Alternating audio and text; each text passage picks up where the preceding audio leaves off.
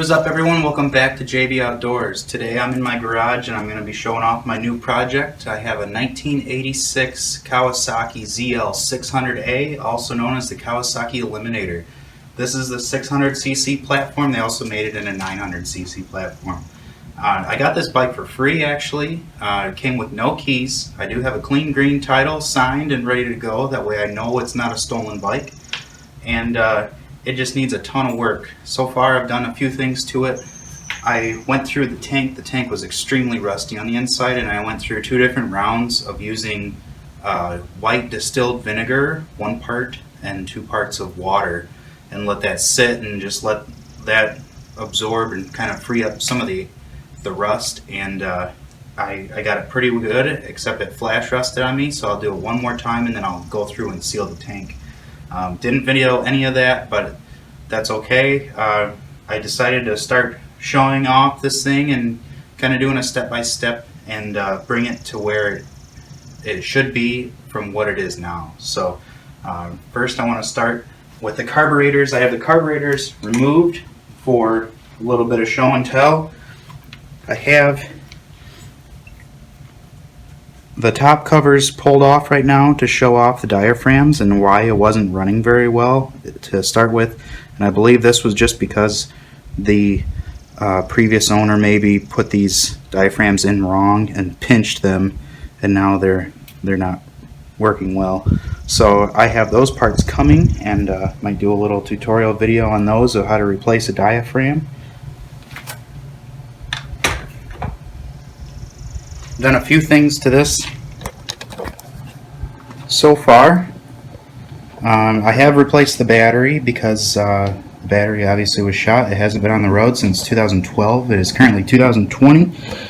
I have spark on all 4 cylinders, so I know that.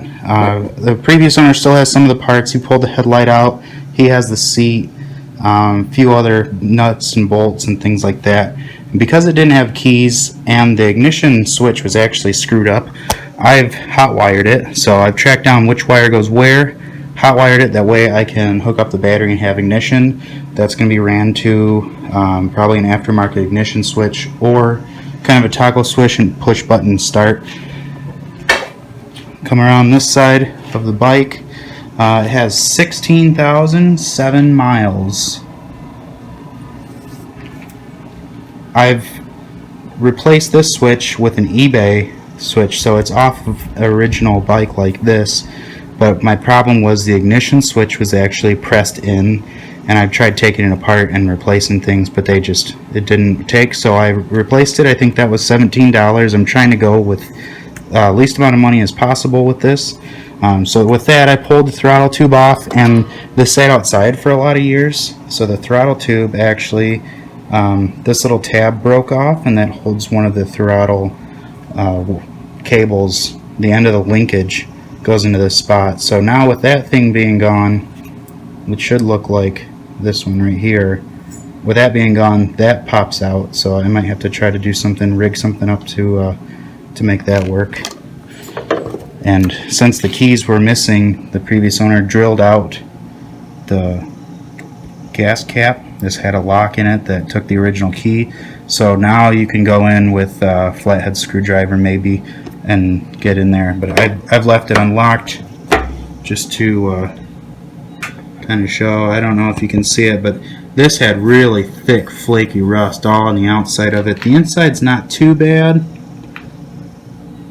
It's hard to see with the camera, but it's getting there. I'd probably have to do one more round of the vinegar.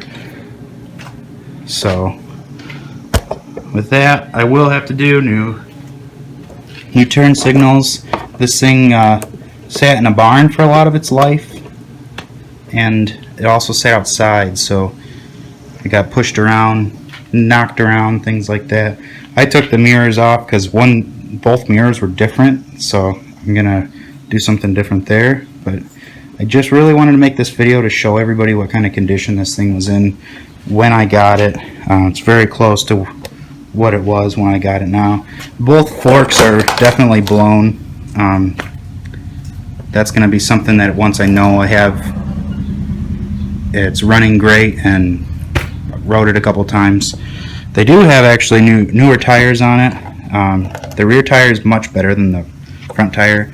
Front tire, I noticed there's some, let's see, cracking right there down the center, and then the front tire actually lost air where it's at. The front and rear tire was buried like up to the spokes on the wheels, the rims. So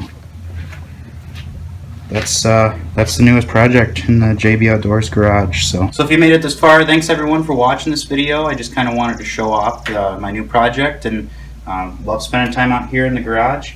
If you want to, leave a comment down below of something else that you want to see with this bike, or something that you might have a question with. I might be able to answer your question.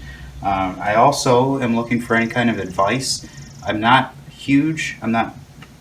very familiar with 4 carburetor bikes. I grew up riding enduros and dirt bikes and stuff like that, so I'm used to 1 carburetor. Now I'm dealing with 4 carburetors. It's 4 times a pain in the ass. So if you could give me any piece of advice, or I might actually take this somewhere to have it synced if somebody does have the vacuum line set for syncing a set of 4 carburetors. Might do that. Again, I'm Justin with JB Outdoors. Spend more time outdoors and more time in the garage, and I'll see you on the next video.